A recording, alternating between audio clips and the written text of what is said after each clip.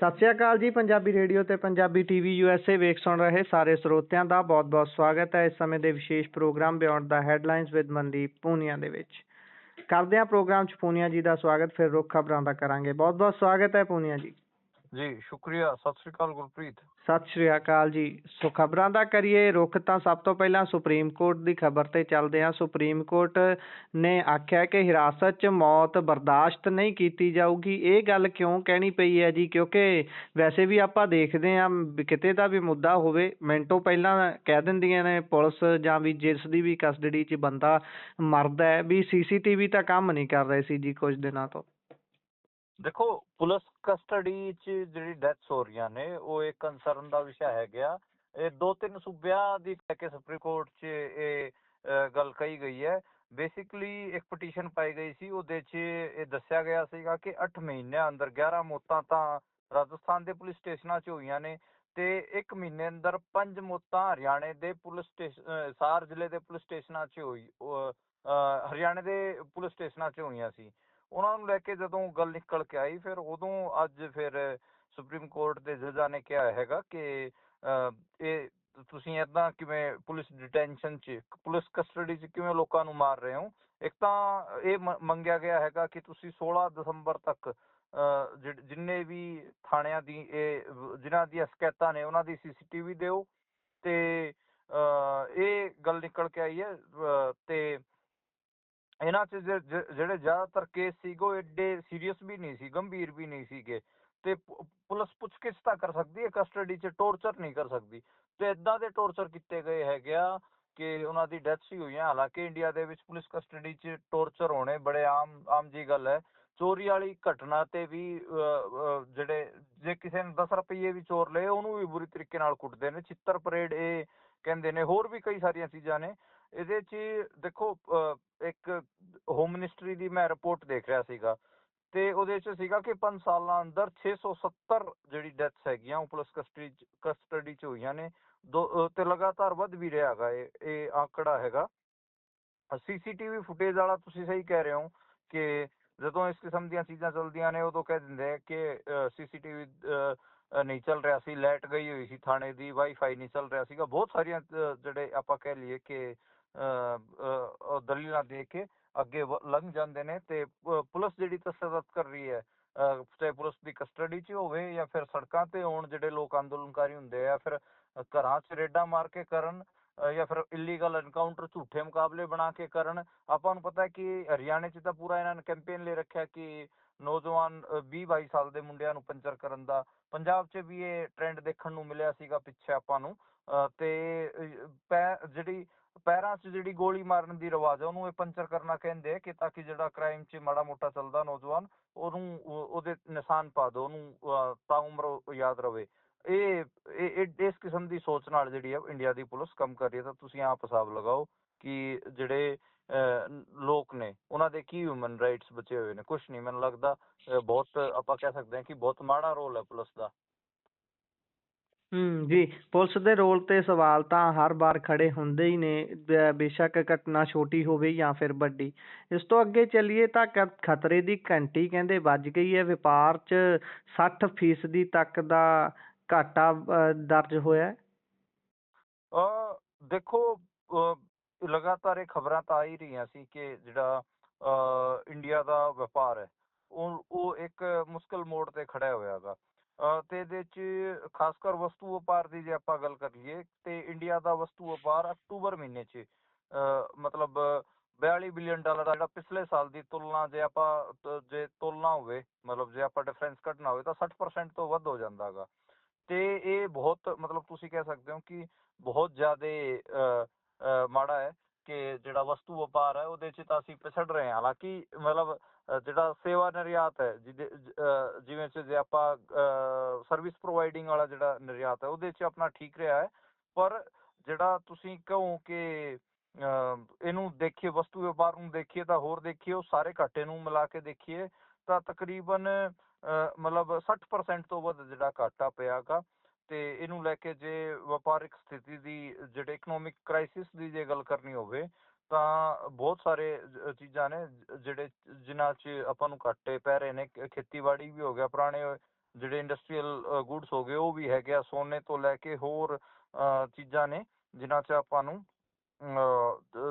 ਘਾਟਾ ਪੈ ਰਿਹਾ ਹੈਗਾ। ਇਹਦੇ 'ਚ ਸਿੱਖਿਆ ਮਤਲਬ ਟਰਾਂਸਪੋਰਟੇਸ਼ਨ ਵੀ ਹੈ, ਤੇ ਇੰਡੀਵਿਜੂਅਲ ਜਿਹੜੀ ਆਪਾਂ ਕਹਿ ਲਈਏ ਕਿ ਸਰਵਿਸਿਜ਼ ਹੁੰਦੀਆਂ ਨੇ ਉਹਨਾਂ 'ਚ ਵੀ ਖਾਸਾ ਘਾਟਾ ਪੈ ਰਿਹਾ ਹੈਗਾ। ਤਾਂ ਇਹ ਹੈ ਜਿਹੜੇ ਨਵੇਂ ਇੰਡਸਟਰੀਅਲ ਗੁੱਡਸ ਨੇ ਜਿਵੇਂ ਕਿ ਇਲੈਕਟ੍ਰੋਨਿਕਸ ਅਤੇ ਸੋਲਰ ਪ੍ਰੋਡਕਟਸ, ਉਹਨਾਂ 'ਚ ਆਪਾਂ ਬਹੁਤ ਛੋਟੇ ਖਿਡਾਰੀ ਹਾਂ, ਕਿਉਂਕਿ ਆਪਾਂ ਤਾਂ ਮਤਲਬ ਚਿਪ ਵੀ ਤੱਕ ਵੀ ਡਿਵੈਲਪ ਨਹੀਂ ਕਰ ਪਾ ਰਹੇ, ਤੇ ਆਪਾਂ ਤਾਂ ਸਾਰੇ ਇੰਪੋਰਟ ਤੇ ਹੀ ਡਿਪੈਂਡੈਂਟ ਹੈਗੇ ਆ। ਤੇ ਇਸ ਕਰਕੇ ਮਤਲਬ ਇਹ ਹੈ ਬਹੁਤ ਸਾਰੀਆਂ ਆਪਣਾ ਸਿਰਫ ਔਰ ਸਿਰਫ ਆਪਣੇ ਕੋਲ ਜੇ ਇੱਕ ਸਟਰੋਂਗ ਬੋਨ ਹੈ ਤਾਂ ਉਹ ਸਰਵਿਸ ਸੈਕਟਰ ਹੈਗਾ। ਉਹ ਵੀ ਇਸ ਕਰਕੇ ਹੈਗਾ ਕਿਉਂਕਿ ਪਾਪੂਲੇਸ਼ਨ ਬਹੁਤ ਜ਼ਿਆਦਾ ਹੈ, ਤੇ ਘੱਟ ਪੈਸਿਆਂ 'ਚ ਜਿਹੜਾ ਹੈਗਾ ਲੇਬਰ ਮਿਲ ਜਾਂਦਾ ਗਾ ਬੰਦਿਆਂ ਦਾ। ਤਾਂ ਇਸ ਕਰਕੇ ਤੁਸੀਂ ਕਹਿ ਸਕਦੇ ਹੋ ਕਿ ਸਰਵਿਸ ਸੈਕਟਰ ਨੂੰ ਛੱਡ ਕੇ ਬਾਕੀ ਮੈਨੂਫੈਕਚਰਿੰਗ 'ਚ, ਜਿਹਨੂੰ ਆਪਾਂ ਵਸਤੂ ਵਪਾਰ ਕਹਿੰਦੇ ਆ, ਉਹਦੇ 'ਚ ਤਾਂ ਆਪਾਂ ਮਤਲਬ ਖਾਸੇ ਪਿਛੜਦੇ ਜਾ ਰਹੇ ਹਾਂ। ਰਿਸਰਚ ਤੇ ਜ਼ੋਰ ਨਹੀਂ ਦਿੱਤਾ ਜਾਂਦਾ, ਇੱਧਰੋਂ ਉੱਧਰੋਂ ਲੈ ਕੇ ਚੀਜ਼ਾਂ ਨੂੰ ਅੱਗੇ ਵੇਚਣ ਤੇ ਉਸ ਤੋਂ ਵਪਾਰ ਖੱਟਣ 'ਚ ਜ਼ਿਆਦਾ ਯਕੀਨ ਰੱਖਿਆ ਜਾਂਦਾ ਹੈ। ਮੋਟੀ ਜਿਹੜੀ ਗੱਲਬਾਤ ਹੈ। ਇਸ ਤੋਂ ਅੱਗੇ ਜੇਕਰ ਚੱਲੀਏ ਤਾਂ ਉੱਧਰ ਧਰਮਿੰਦਰ ਦਾ ਬੀਤੇ ਦਿਨੀ ਨਿਧਨ ਹੋ ਜਾਂਦਾ ਹੈ। ਉਸ ਤੋਂ ਬਾਅਦ ਪਰਿਵਾਰ ਦੇ ਵੱਲੋਂ ਬਿਨਾਂ ਕੋਈ ਧੁੱਸ ਕੱਢਿਆਂ ਉਹਨਾਂ ਦਾ ਸੰਸਕਾਰ ਕਰਨ ਦੇ ਸਮੇਂ ਤੇ ਗੱਲ ਬਾਹਰ ਆਉਂਦੀ ਹੈ ਵੀ ਧਰਮਿੰਦਰ ਨਹੀਂ ਰਹੇ ਇਸ ਦੁਨੀਆ ਤੇ। ਉਸ ਤੋਂ ਬਾਅਦ ਕੁਝ ਸਵਾਲ ਖੜੇ ਹੋ ਰਹੇ ਨੇ ਜੀ। ਉਹਨਾਂ ਨੂੰ ਪਦਮ ਭੂਸ਼ਣ ਅਵਾਰਡ ਮਿਲਿਆ ਹੋਇਆ ਸੀ, ਉਸ ਤੇ ਜੇ ਪ੍ਰੋਟੋਕਾਲ ਦੇ ਹਿਸਾਬ ਨਾਲ ਦੇਖੀਏ ਤਾਂ ਉਹਨਾਂ ਨੂੰ ਰਾਜਕੀय ਸਨਮਾਨ ਮਿਲਣਾ ਸੀ, ਉਹ ਵੀ ਨਹੀਂ ਮਿਲਿਆ। ਹੋਰ ਕਈ ਸਵਾਲ ਨੇ ਜੀ, ਪਾਇਓ ਚਾਨਣਾ। ਦੇਖੋ, ਪੰਜ ਚੀਜ਼ਾਂ ਨੇ। ਸਭ ਤੋਂ ਪਹਿਲਾ ਸਵਾਲ ਤਾਂ ਇਹ ਹੈ ਕਿ ਇੰਨੀ ਜਲਦਬਾਜ਼ੀ 'ਚ ਮਤਲਬ 1 ਵਜੇ ਦੱਸ ਰਹੇ ਹੋ ਕਿ ਧਰਮਿੰਦਰ ਦੀ ਡੈਥ ਹੋ ਗਈ ਹੈ, ਤੇ ਜਾ ਕੇ ਤੁਸੀਂ 3 ਵਜੇ ਸ਼ਮਸ਼ਾਨ ਘਾਟ 'ਚ ਜਾ ਕੇ ਤੁਸੀਂ ਅੰਤਮ ਸੰਸਕਾਰ ਕਰਦੇ ਰਹੇ ਹੋ। ਠੀਕ ਹੈ, ਸਿਰਫ 2 ਘੰਟੇ ਅੰਦਰ ਐਡੀ ਜਲਦਬਾਜ਼ੀ ਕੀ ਸੀਗੀ? ਪਹਿਲਾ ਤਾਂ ਇੱਕ ਉਹੀ ਆ ਗਿਆ। ਦੂਜਾ ਸਵਾਲ ਇਹ ਨਿਕਲ ਕੇ ਆ ਰਿਹਾ ਹੈਗਾ, ਜਦੋਂ ਉਹ MP ਵੀ ਰਹੇ ਹੈਗੇ ਆ, ਮਤਲਬ ਸਾਂਸਦ ਵੀ ਰਹੇ, ਇਸ ਤੋਂ ਇਲਾਵਾ ਉਹਨਾਂ ਨੂੰ ਪਦਮ ਭੂਸ਼ਣ ਵੀ ਮਿਲਿਆ ਹੋਇਆ ਗਾ, ਤੇ ਉਹਨਾਂ ਨੂੰ ਜਿਹੜਾ ਰਾਜਕੀ ਸਨਮਾਨ ਮਿਲਣਾ ਸੀਗਾ ਉਹ ਪ੍ਰੋਟੋਕੋਲ ਵੀ ਤੁਸੀਂ ਮਤਲਬ ਪੂਰਾ ਨਹੀਂ ਹੋਣ ਦਿੱਤਾ। ਤੇ ਦੂਜਾ ਸਵਾਲ ਤਾਂ ਹੀ ਕਿ ਮਤਲਬ ਜਿਹੜਾ ਰਾਜਕੀ ਸਨਮਾਨ ਮਿਲਣਾ ਸੀਗਾ ਉਹ ਕਿਉਂ ਨਹੀਂ ਦਿੱਤਾ ਗਿਆ? ਅੱਛਾ, ਉਹ ਵੈਂਟੀਲੇਟਰ ਵਾਲਾ ਵੀ ਚੱਲ ਰਿਹਾ ਕਿ ਉਹ ਖਾਸੇ ਦਿਨਾਂ ਤੋਂ ਵੈਂਟੀਲੇਟਰ ਤੇ ਸੀਗੇ, ਫਿਰ ਇੱਕੋ ਲਖਤੇ ਉਹਨਾਂ ਨੂੰ ਘਰੇ ਲਿਆਇਆ ਗਿਆ, ਉਹ ਸਾਰਾ। ਜਿਹੜਾ ਹੇਮਾ ਮਾਲਿਨੀ ਸੀ, ਉਹ ਚੌਥਾ ਸਵਾਲ ਇਹ ਕਿ ਹੇਮਾ ਮਾਲਿਨੀ ਲਗਾਤਾਰ ਕਹਿ ਰਹੀ ਸੀ ਨਹੀਂ ਉਹ ਤਾਂ ਰਿਕਵਰ ਕਰ ਰਹੇ ਨੇ, ਫਿਰ ਉਹ ਇੱਕੋ ਲਖਤੇ ਸਾਰਾ ਕੁਝ ਕੀ ਹੋ ਗਿਆ? ਤਾਂ ਇਹ 3 4 5 ਚੀਜ਼ਾਂ ਸੀਗੀਆਂ। ਹਾਲਾਂਕਿ ਚਲੋ ਆਪਾਂ ਕਹੀਏ ਕਿ ਉਹਨਾਂ ਦਾ ਅੰਤਮ ਸੰਸਕਾਰ ਕਰ ਦਿੱਤਾ ਗਿਆ ਹੈਗਾ। ਤੇ ਇਹ ਹੈਗਾ ਜੀ ਮੋਟਾ ਆਪਾਂ ਕੱਲ ਧਰਮਿੰਦਰ ਦੀ ਲਾਈਫ ਬਾਰੇ ਵੀ ਜ਼ਿਕਰ ਕੀਤਾ ਸੀਗਾ। ਧਰਮਿੰਦਰ ਦੇਖੋ ਹੀਮੈਨ ਦੀ ਡੈਥ ਹੋਈ ਹੈ। ਆਪਾਂ ਕਹਿ ਲਈਏ ਕਿ ਇੱਕ ਪੰਜਾਬ ਦੇ ਪਿੰਡ ਤੋਂ ਨਿਕਲਿਆ ਹੋਇਆ ਭਲਵਾਨ। ਦੇਖੋ, ਦਾਰਾ ਸਿੰਘ ਅਤੇ ਧਰਮਿੰਦਰ ਦੋਵਾਂ ਦੀ ਇੱਕ ਦੇਣ ਤਾਂ ਹੈਗੀ ਆ ਬਾਲੀਵੁੱਡ ਨੂੰ ਕਿ ਉੱਥੇ ਪਹਿਲਾਂ ਬੜੇ ਅਜੀਬ ਕਿਸਮ ਦੇ ਐਕਟਰ ਹੁੰਦੇ ਸੀਗੇ, ਸਾਰਿਆਂ ਨੂੰ ਬੋਡੀਆਂ ਬਣਾਉਣੀਆਂ ਪੈ ਗਈਆਂ ਸੀਗੀਆਂ, ਤੇ ਹੈਂਡਸਮ ਵੀ ਸੀਗੇ, ਤੇ ਉਹ ਇੱਕ ਆਪਣੀ ਜਿਹੜੀ ਪੇਂਡੂ ਮਹਿਕ ਹੈ ਉਹ ਵੀ ਲੈ ਕੇ ਗਏ, ਉਹ ਸਾਰੀਆਂ ਚੀਜ਼ਾਂ ਨੇ। ਤੇ ਖੈਰ ਹੁਣ ਤਾਂ ਉਹਨਾਂ ਦੀ ਡੈਥ ਹੋਈ ਹੈ, ਤੇ ਅੱਡ ਤਰੀਕੇ ਨਾਲ ਉਹਨਾਂ ਦੀ ਲਾਈਫ ਨੂੰ ਐਨਾਲਾਈਜ਼ ਕਰਨ ਦਾ ਦੌਰ ਵੀ ਚੱਲਿਆ ਹੋਇਆ। ਬਹੁਤ ਸਾਰੇ ਲੇਖ ਵੀ ਮੈਂ ਪੜ੍ਹ ਰਿਹਾ ਸੀਗਾ। ਕੋਈ ਉਹਨਾਂ ਦੀ ਪੋਲੀਟੀਕਲ ਲਾਈਫ ਬਾਰੇ ਲਿਖ ਰਿਹਾ ਗਾ, ਕੋਈ ਉਹਨਾਂ ਦੀ ਫਿਲਮਾਂ ਬਾਰੇ ਲਿਖ ਰਿਹਾ, ਕੋਈ ਉਹਨਾਂ ਦੀ ਜਵਾਨੀ ਬਾਰੇ ਲਿਖ ਰਿਹਾ ਗਾ, ਕੋਈ ਉਹਨਾਂ ਦੇ ਪੰਜਾਬ ਦੇ ਦਿਨਾਂ ਬਾਰੇ ਲਿਖ ਰਿਹਾ, ਕੋਈ ਉਹਨਾਂ ਦੇ ਬੰਬੇ ਬਾਰੇ, ਕੋਈ ਉਹਨਾਂ ਦੇ ਆਖਰੀ ਦਿਨਾਂ ਬਾਰੇ ਲਿਖ ਰਿਹਾ ਗਾ ਕਿ ਉਹਨਾਂ ਨੇ ਜਿਹੜੀ ਆਪਣੀ ਆਖਰੀ ਜ਼ਿੰਦਗੀ ਹੈ ਉਹ ਆਈਸੋਲੇਸ਼ਨ 'ਚ ਕੱਟੀ ਹੈਗੀ ਆ, ਫਾਰਮ ਹਾਊਸ 'ਚ ਰਹਿੰਦੇ ਸੀਗੇ, ਤੇ ਉਹਨਾਂ ਦੇ ਜਿਹੜੇ ਜਵਾਕ ਸੀਗੇ ਉਹ ਜ਼ਿਆਦਾ ਉਹਨਾਂ ਨੂੰ ਮਤਲਬ ਉਹ ਨਹੀਂ ਕਰਦੇ ਸੀਗੇ, ਜ਼ਿਆਦਾ ਟਾਈਮ ਨਹੀਂ ਦਿੰਦੇ ਸੀ, ਤੇ ਉਹ ਆਈਸੋਲੇਸ਼ਨ ਵਾਲੀ ਵੀ ਗੱਲ। ਬਹੁਤ ਸਾਰੀਆਂ ਗੱਲਾਂ ਨੇ ਅੱਡ ਤਰੀਕਿਆਂ ਨਾਲ ਉਹਨਾਂ ਦੀ ਲਾਈਫ ਦਾ ਤੁਸੀਂ ਕਹਿ ਸਕਦੇ ਹੋ ਕਿ ਐਨਾਲਿਸਿਸ ਚੱਲ ਰਿਹਾ ਹੈਗਾ। ਲਾਈਫ ਬਹੁਤ ਜ਼ਿਆਦਾ ਲੰਬੀ ਸੀਗੀ, ਜਦੋਂ ਤੋਂ ਬਾਲੀਵੁੱਡ 'ਚ ਗਏ ਤੇ ਆਖਰੀ ਸਮਾਂ ਤੱਕ ਉਹ ਕੰਮ ਕਰਦੇ ਰਹੇ। ਹੁਣੇ ਹੀ ਇੱਕ ਨਵੀਂ ਉਹਨਾਂ ਦੀ ਜਿਹੜੀ ਆਖਰੀ ਫਿਲਮ ਸੀ ਉਹਦਾ ਵੀ ਪੋਸਟਰ ਰਿਲੀਜ਼ ਹੋ ਚੁੱਕਿਆ ਹੈਗਾ, ਯਾਨੀ ਕਿ ਉਹਨਾਂ ਨੇ ਆਖਰੀ ਮਰਤੇ ਦਮ ਤੱਕ ਕੰਮ ਕੀਤਾ, ਤੇ ਕੋਈ ਏਦਾਂ ਦਾ ਦੌਰ ਨਹੀਂ ਰਿਹਾ ਜਿਸ ਟਾਈਮ ਉਹ ਸੁਪਰਸਟਾਰ ਨਾ ਰਹੇ ਹੋਣ। ਮਤਲਬ ਤੁਸੀਂ ਕਹਿ ਸਕਦੇ ਹੋ ਕਿ ਹਰ ਟਾਈਮ, ਹਰ ਦਸ਼ਕ 'ਚ ਆਫਟਰ 60s ਉਹਨਾਂ ਨੇ ਹਰ ਦਹਾਕੇ 'ਚ ਕੰਮ ਕੀਤਾ ਹੈਗਾ, ਤੇ ਵਧੀਆ ਉਹਨਾਂ ਦੇ ਮਤਲਬ ਤੁਸੀਂ ਕਹਿ ਸਕਦੇ ਹੋ ਕਿ ਲੰਬਾ ਕੈਰੀਅਰ ਰਿਹਾ ਹੈ। 250 ਤੋਂ ਵੱਧ ਫਿਲਮਾਂ ਬਾਰੇ ਜਿਵੇਂ ਕੱਲ ਮੈਂ ਗੱਲ ਕਰ ਰਿਹਾ ਸੀਗਾ, ਛੋਟੀਆਂ ਵੱਡੀਆਂ, ਫੀਚਰ, ਫੁੱਲ ਲੈਂਥ, ਸ਼ੋਰਟ, ਉਹ 250 ਫਿਲਮਾਂ ਬਹੁਤ ਜ਼ਿਆਦਾ ਹੁੰਦੀਆਂ ਨੇ ਜੀ। ਜੀ, ਬੜਾ ਲੰਬੇ ਸਮੇਂ ਤੱਕ ਉਹਨਾਂ ਨੇ ਕੰਮ ਕੀਤਾ ਹੈ। ਸੋ ਇਸ ਤੋਂ ਅੱਗੇ ਜੇਕਰ ਆਪਾਂ ਅੱਗੇ ਚੱਲੀਏ ਤਾਂ ਉਧਰ ਅਯੋਧਿਆ ਦੇ ਵਿੱਚ ਰਾਮ ਮੰਦਿਰ ਤੇ ਫਹਿਰਾਇਆ ਗਿਆ ਧਰਮ ਧਵਜ। ਇਸ ਤੋਂ ਬਾਅਦ ਮੋਦੀ ਹੁਣੀ ਕੀ ਕਹਿ ਰਹੇ ਨੇ ਜੀ? ਅਹ ਦੇਖੋ, ਇਹ ਤਾਂ ਲਗਾਤਾਰ ਰਾਮ ਮੰਦਿਰ ਨੂੰ ਲੈ ਕੇ ਹਰ ਸਾਲ ਕੋਈ ਨਾ ਕੋਈ ਇਵੈਂਟ ਕਰ ਰਹੇ ਨੇ। ਜੀ ਇਹ ਅੱਜ ਕਹਿ ਰਹੇ ਨੇ ਕਿ ਪ੍ਰਾਣ ਪ੍ਰਤਿਸ਼ਠਾ ਅਸੀਂ ਪਹਿਲਾਂ ਕਰਤੀ ਸੀ, ਉਸ ਤੋਂ ਤਕਰੀਬਨ 1 ਸਾਲ ਬਾਅਦ ਅਸੀਂ ਮੰਦਿਰ ਦੀ ਸਿਖਰ ਤੇ ਅਸੀਂ ਧਵਜਾਰੋਹਣ ਕੀਤਾ ਹੈ ਤੇ 2 ਕਿਲੋ ਦਾ ਕੇਸਰੀਆ ਧਵਜ ਅਸੀਂ ਲਹਿਰਾਇਆ ਹੈਗਾ। ਤੇ ਕਈ ਕਿਸਮ ਦੀਆਂ ਵਿਆਖਿਆਵਾਂ ਹੋ ਰਹੀਆਂ ਨੇ ਇਹਦੇ 'ਚ। ਪਹਿਲੀ ਵਿਆਖਿਆ ਤਾਂ ਇਹ ਹੈ ਕਿ ਇਹ ਧਰਮ ਦਾ ਧਵਜ, ਹਿੰਦੂ ਧਰਮ ਦਾ ਧਵਜ ਫਹਿਰਿਆ ਹੈਗਾ ਤੇ ਇਹ ਗੁਲਾਮੀ ਤੋਂ ਮੁਕਤੀ ਮਿਲੀ ਹੈ। ਹੁਣ ਮਾਨਸਿਕ ਤੌਰ ਤੇ ਵੀ ਉਹ ਗੁਲਾਮੀ ਤੋਂ ਮੁਕਤੀ ਮਿਲਣੀ ਚਾਹੀਦੀ। ਤਾਂ ਇੱਕ ਹਿਸਾਬ ਨਾਲ ਹਿੰਦੂਤਵ ਦਾ ਧਵਜ ਕਹਿ ਕੇ ਇਹਨੂੰ ਫਹਰਾਇਆ ਗਿਆ ਹੈਗਾ। ਤੇ ਇਹਦੇ 'ਚ ਕਹੀਏ ਕਿ 32 ਮਿੰਟ ਦਾ ਮੋਦੀ ਨੇ ਭਾਸ਼ਣ ਦਿੱਤਾ ਹੈਗਾ। ਭਾਸ਼ਣ ਦੀਆਂ ਕੁਝ ਗੱਲਾਂ ਮੈਂ ਤੁਹਾਨੂੰ ਦੱਸ ਦਿੰਦਾ, ਤੁਹਾਨੂੰ ਹਿਸਾਬ ਆ ਜਾਊਗਾ ਕਿ ਕਿਸ ਕਿਸਮ ਨਾਲ ਇਸ ਰਿਲੀਜੀਅਸ ਇਵੈਂਟ ਨੂੰ ਵੀ ਉਹਨਾਂ ਨੇ ਮਤਲਬ ਪੋਲੀਟੀਕਲ ਰੰਗਤ ਦੇਣ ਦੀ ਕੋਸ਼ਿਸ਼ ਕੀਤੀ। ਉਹਨਾਂ ਨੇ ਕਿਹਾ ਕਿ ਸਦੀਆਂ ਤੋਂ ਘਾਹ ਸੀਗੇ ਤੇ ਸਦੀਆਂ ਦੀ ਵੇਦਨਾ ਸੀਗੀ, ਜਦੋਂ ਦੇ ਉੱਤੇ ਵਿਰਾਮ ਲੱਗਿਆਗਾ ਤੇ ਇਹ ਜਿਹੜਾ ਧਵਜ ਅਸੀਂ ਫਹਿਰਾਇਆ ਹੈਗਾ, ਜਿਹੜਾ ਇਹ ਭਾਰਤੀ ਸੱਭਿਅਤਾ ਦੇ ਪੁਨਰ ਜਾਗਰਣ ਦਾ ਪ੍ਰਤੀਕ ਹੈ ਤੇ ਇਹ ਪ੍ਰਭੂ ਰਾਮ ਦੇ ਆਦਰਸ਼ਾਂ ਦਾ ਉਦਘੋਸ਼ ਹੈ। ਤੇ ਇਹ ਜਿਹੜਾ ਝੰਡਾ ਅਸੀਂ ਲਹਿਰਾਇਆਗਾ, ਇਹ ਜਿਹੜਾ ਸਾਡਾ ਰਾਮ ਰਾਜ ਹੈ ਉਹਦਾ ਪ੍ਰਤੀਕ ਹੈ। ਤਾਂ ਮਤਲਬ ਇੱਕ ਹਿਸਾਬ ਨਾਲ ਆਫੀਸ਼ੀਅਲੀ ਉਹਨਾਂ ਨੇ ਡਿਕਲੇਅਰ ਕਰਤਾ ਕਿ ਹਾਂ ਰਾਮ ਰਾਜ ਲਾਗੂ ਹੋ ਗਿਆ। ਪਤਾ ਨਹੀਂ ਕਿਸ ਕਿਸਮ ਦਾ ਰਾਮ ਰਾਜ ਹੈ, ਇਹ ਤਾਂ ਮਤਲਬ ਉਹਦਾ ਐਨਾਲਿਸਿਸ ਹੋਣਾ ਚਾਹੀਦਾ। ਤਾਂ ਇਹ ਹੈ। ਬਾਕੀ ਤਾਂ ਦੇਖੋ ਅੱਡ ਕਿਸਮ ਨਾਲ ਅੱਗੇ ਵਿਆਖਿਆਵਾਂ ਤਾਂ ਹੋਣਗੀਆਂ ਕਿ ਹੁਣ ਜਿਹੜਾ ਇਹ ਸਾਰਾ ਸੈਂਟਰ ਅਯੋਧਿਆ ਨੂੰ ਬਣਾ ਰਹੇ ਨੇ, ਵਾਰਾਣਸੀ ਨੂੰ ਬਣਾ ਰਹੇ ਨੇ, ਉਸ ਤੋਂ ਇਲਾਵੇ ਇਹਨਾਂ ਦੇ ਜਿਹੜੇ ਕਮਨਲ ਨਾਰੇ ਨੇ ਤੇ ਅੱਗੇ ਜਿਸ ਹਿਸਾਬ ਨਾਲ ਵਿਆਖਿਆ ਕਰਦੇ ਨੇ ਕਿ ਦੇਖੋ ਅਜੇ ਤੱਕ ਤਾਂ ਗੁਲਾਮੀ ਚੱਲ ਰਹੀ ਸੀ, ਅਸੀਂ ਆ ਕੇ ਆਜ਼ਾਦ ਕਰਾਇਆ ਕਿਉਂਕਿ ਅਸੀਂ ਰਾਮ ਮੰਦਿਰ ਬਣਾਤਾ ਤੇ ਧਵਜ ਅਸੀਂ ਫਹਿਰਾ ਰਹੇ ਹਾਂ। ਤਾਂ ਉਹ ਉਹਨਾਂ ਦੀ ਵਿਆਖਿਆਵਾਂ ਤਾਂ ਅੱਗੇ ਹੋਣਗੀਆਂ। ਤਾਂ ਇਹ ਹੈ ਜੀ, ਹਿੰਦੂਤਵਾ ਦੀ ਪੋਲਿਟਿਕਸ ਨੂੰ ਸਿਖਰ ਤੇ ਲੈ ਜਾਣ ਦੀ ਇਹਨਾਂ ਦੀ ਕੋਸ਼ਿਸ਼ ਚੱਲ ਰਹੀ ਹੈ। ਜੀ ਜੀ।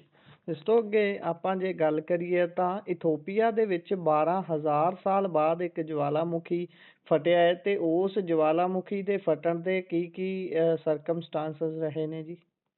ਦੇਖੋ, ਉਹ ਬਹੁਤ ਇਥੋਪੀਆ ਦੇ ਵਿੱਚ ਹੈਲੀਗੁਬੀ ਜਵਾਲਾਮੁਖੀ ਸੀਗਾ, ਉਹ ਫਟਿਆ ਜੀ। ਨਾਸਾ ਸੈਟੇਲਾਈਟ ਇਮੇਜ ਵੀ ਜਾਰੀ ਕੀਤੀ ਹੈ।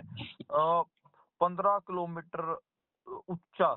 ਤੁਸੀਂ ਜਦੋਂ ਉਹ ਇਥੋਪੀਆ ਦੇ ਵਿੱਚ ਜਿਹੜਾ ਇਹ ਜਵਾਲਾਮੁਖੀ ਫਟਿਆ ਤੇ 15 ਕਿਲੋਮੀਟਰ ਹਾਈਟ ਤੱਕ ਜਿਹੜੀ ਉਹਦੀ ਆਪਾਂ ਕਹਿ ਲਈਏ ਕਿ ਐਸਿਡ ਹੈਗੇ ਆ ਉਹ ਗਏ ਨੇ।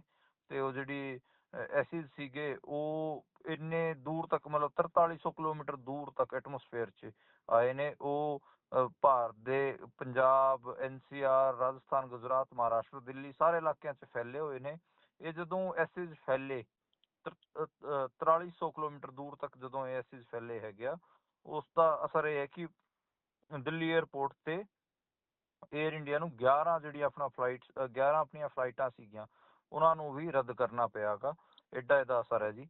ਯਮਨ ਅਤੇ ਓਮਾਨ ਦੇ ਵਿੱਚ ਵੀ ਇਹਦਾ ਅਸਰ ਪਿਆ ਹੈਗਾ। ਤੇ ਜਿਹੜੀ ਇਹ ਹੈਲੀਗੁਬੀ ਜਵਾਲਾਮੁਖੀ ਫਟੀ ਹੈ, ਇਹਦੀ ਜਿਹੜੀ ਤਸਵੀਰਾਂ ਨੇ, ਇਹਦੀ ਵੀਡੀਓਜ਼ ਨੇ, ਉਹ ਲਗਾਤਾਰ ਵਾਇਰਲ ਹੋ ਰਹੀਆਂ ਨੇ। ਐਸਿਡ ਬਹੁਤ ਦੂਰ ਤੱਕ ਗਈਆਂ ਨੇ ਤੇ 12,000 ਸਾਲ ਪੁਰਾਣਾ ਆਪਾਂ ਕਹਿ ਲਈਏ ਜਵਾਲਾਮੁਖੀ ਸੀਗਾ। ਤੇ ਹਜੇ ਇਸ ਘਟਨਾ ਕਰਕੇ ਕਿਸੇ ਦੀ ਮੌਤ ਨਹੀਂ ਹੋਈ ਹੈ ਕੋਈ ਵੀ, ਲੇਕਿਨ ਜਿਹੜਾ ਇਹ ਅਸਮਾਨ ਹੈਗਾ ਯਮਨ ਅਤੇ ਓਮਾਨ ਦਾ, ਉੱਥੇ ਲਗਾਤਾਰ ਜਿਹੜੇ ਐਸਿਡ ਨੇ ਉਹ ਫੈਲੇ ਹੋਏ ਨੇ। ਉਹਨਾਂ ਦੀ ਸਰਕਾਰਾਂ ਨੇ ਕਿਹਾ ਹੈਗਾ ਕਿ ਤੁਸੀਂ ਸਾਰੇ ਨਾਗਰਿਕਾਂ ਨੂੰ ਕਿਹਾ ਹੈਗਾ ਕਿ ਤੁਸੀਂ ਆਪਣਾ ਖਿਆਲ ਰੱਖਿਓ। ਜੇ ਹਜੇ ਸਾਹ ਲੈਣ 'ਚ ਵੀ ਦਿੱਕਤ ਆ ਸਕਦੀ ਹੈ ਤੇ ਇੱਕ ਪ੍ਰੋਟੋਕੋਲ ਬਣਾ ਕੇ ਵੀ ਜਾਰੀ ਕੀਤਾ ਗਿਆ ਹੈਗਾ।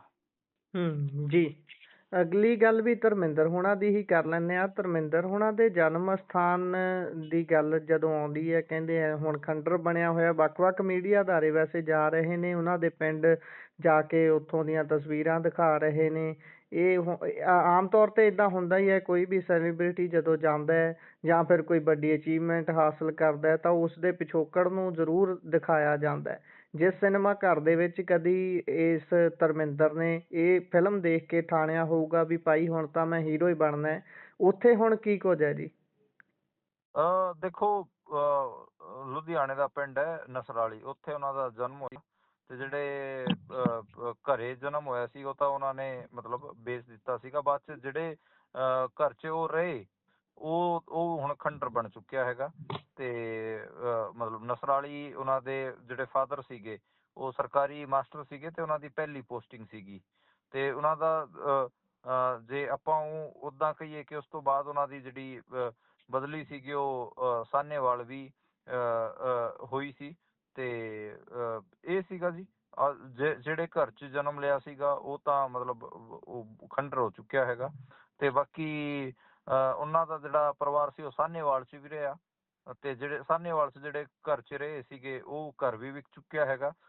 ਲੁਧਿਆਣਾ ਸ਼ਹਿਰ ਦੇ ਲੱਕੜ ਪੁਲ ਦੇ ਕੋਲ ਇੱਕ ਮਿਨਰਵਾ ਸਿਨੇਮਾ ਹੁੰਦਾ ਸੀਗਾ, ਉਹਦੇ 'ਚ ਉਹਨਾਂ ਨੇ ਪਹਿਲੀ ਵਾਰ ਦਿਲੀਪ ਦੀ ਫਿਲਮ ਦੇਖੀ ਸੀਗੀ। ਉਸ ਜੀ ਤੋਂ ਬਾਅਦ ਉਹਨਾਂ ਨੂੰ ਲੱਗਿਆ ਸੀਗਾ ਕਿ ਮੈਂ ਵੀ ਹੀਰੋ ਬਣ ਸਕਦਾ ਗਾ, ਤੇ ਉਹ ਉਸ ਦਾ ਜ਼ਿਕਰ ਉਹ ਅਕਸਰ ਕਰਦੇ ਵੀ ਸੀਗੇ। ਤੇ ਜਿਹੜੇ ਸਿਨੇਮਾ ਘਰ ਦੀ ਗੱਲ ਹੋ ਰਹੀ ਹੈ ਉੱਥੇ ਤਾਂ ਅੱਜ ਕੱਲ੍ਹ ਸ਼ੋਪਿੰਗ ਕੰਪਲੈਕਸ ਹੈ ਉਹ ਵੀ ਹੋ ਚੁੱਕਿਆ ਗਾ। ਤੇ ਬਾਕੀ ਸਾਹਨੇਵਾਲ ਨਾਲ ਉਹਨਾਂ ਦੀ ਕਈ ਸਾਰੀ ਯਾਦਾਂ ਵੀ ਨੇ। ਧਰਮਿੰਦਰ ਨੇ ਕੁਛ ਦਿਨ ਤੱਕ ਟਿਊਬਵੈੱਲ ਆਪਰੇਟਰ ਦਾ ਵੀ ਕੰਮ ਕੀਤਾ ਸੀਗਾ, ਜੀ ਤੇ ਖੇਤੀਬਾੜੀ ਵੀ ਮਾੜੀ ਮੋਟੀ ਕੀਤੀ ਸੀ। ਤੇ ਇਹ ਹੈ ਜੀ।